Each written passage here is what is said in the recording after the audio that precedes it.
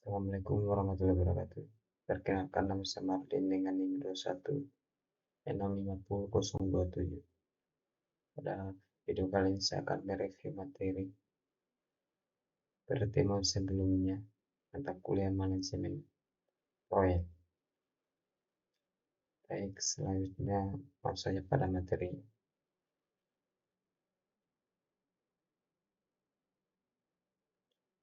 Itu dokumen kebutuhan atau requirement dokumen. Dokumen kebutuhan adalah dokumen formal yang digunakan untuk mendetailkan kebutuhan atau persyaratan khusus yang harus dipenuhi oleh suatu sistem, aplikasi atau proyek. Dokumen ini umumnya mencakup kebutuhan fungsional, kebutuhan non-fungsional, batasan sistem, serta kriteria validasi dan verifikasi. Tujuannya adalah untuk memastikan bahwa semua pihak yang terlibat dalam pengembangan proyek memiliki pemahaman yang sama tentang apa yang diharapkan dari sistem atau aplikasi yang dikembangkan.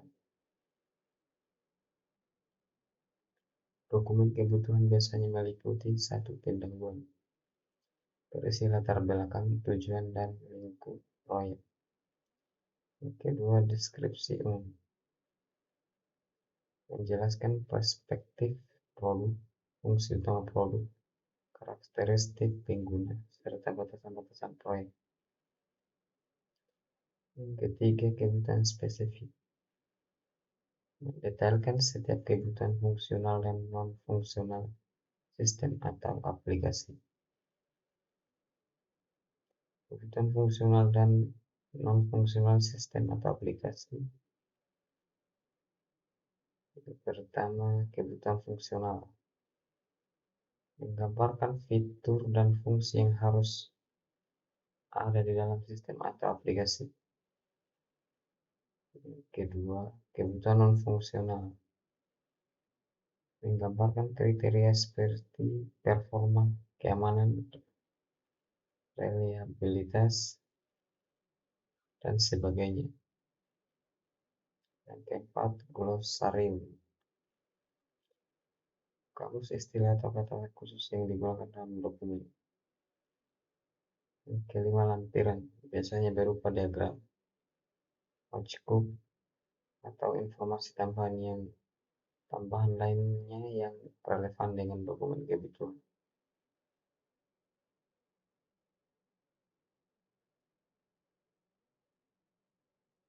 RD menyatakan masalah-masalah yang dihadapi user dan solusi umum yang dibutuhkan. Bahasanya berorientasi pada bahasa yang digunakan oleh user sehari-hari dan jauh dari bahasa komputer.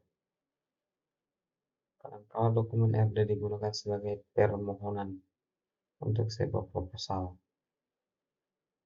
ketika user menawarkan proyeknya kepada kontraktor luar.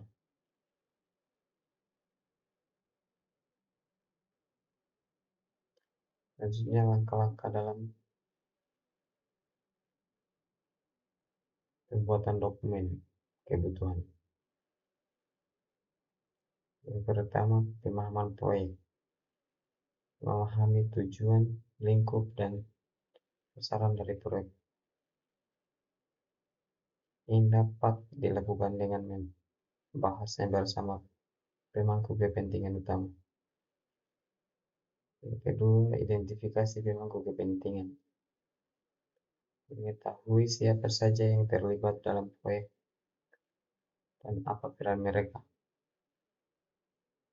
Ketiga, wawancara dan diskusi dengan pemangku kepentingan, melakukan pertemuan dan wawancara dengan pemangku kepentingan untuk mengumpulkan kebutuhan awal dan mendapatkan pemahaman yang lebih dalam tentang apa yang diharapkan dari sistem atau aplikasi. Keempat, analisis pasar. Jika proyek berkaitan dengan produk komersial, Analisis pasar biasa membantu untuk memahami tren, persaingan, dan kebutuhan pelanggan. Kelima, studi kelayakan. Menilai apakah proyek layak untuk dikerjakan dari segi teknis, finansial, dan operasional. Keenam, identifikasi kebutuhan awal.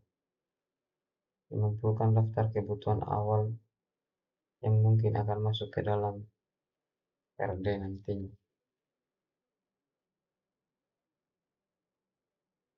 Yang ketujuh, penyusunan kerangka kerja RD. Membuat outline atau kerangka dasar dari RD yang akan dibuat. 8. Evaluasi teknologi yang diperlukan. Menilai teknologi apa saja yang mungkin diperlukan untuk memenuhi kebutuhan proyek.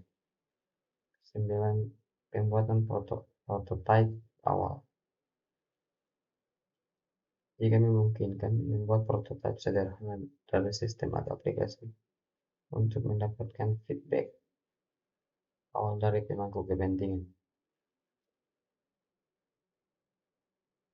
10. Penyusunan jadwal dan rencana kerja.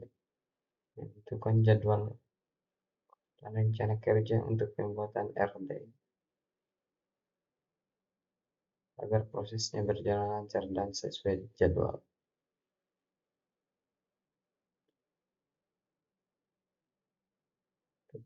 Selanjutnya, contoh pembuatan sistem informasi perpustakaan universitas. Berikut ini beberapa hal yang dapat dilakukan sebelum pembuatan dokumen kebutuhan PRD untuk proyek.